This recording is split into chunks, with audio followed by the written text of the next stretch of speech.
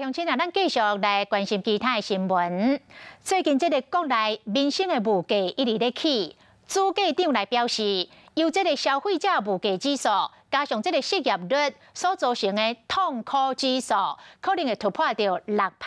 创下到10年来的新高。经济部长王美花讲，电价甲油价拢有审议的机制，会尽量来维持着稳定。也毋过，国民党的立委是无客气哦，来炮轰这个政府，讲政府安尼一直补贴，要来压价这个物价，不如就把这个钱直接交补贴给民众。民进党的立委嘛呼吁政府爱予人民一个安心的环境。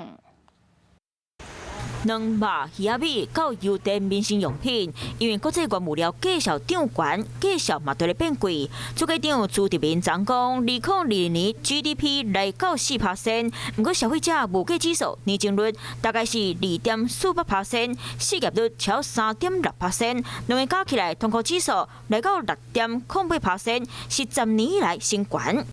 油电的部分电价有审议的机制哈，那相关的油价现在中油的这样的一个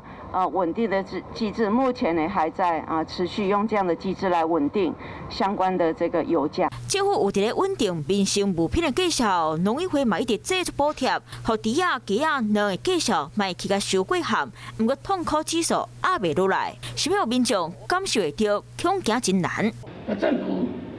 一味就是补贴。我是觉得政府一直要做，有些事一直没有做到的。补贴是全民买单的，应该让有钱人反映市场机制，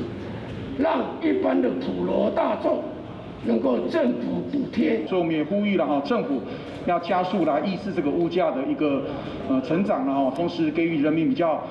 安心安全的一个环境那我想这是政府的责任。台湾人为了防疫陪拢病症案，那立委嘛同齐做伙呼吁政府，爱互咱人有一个安心消费所在。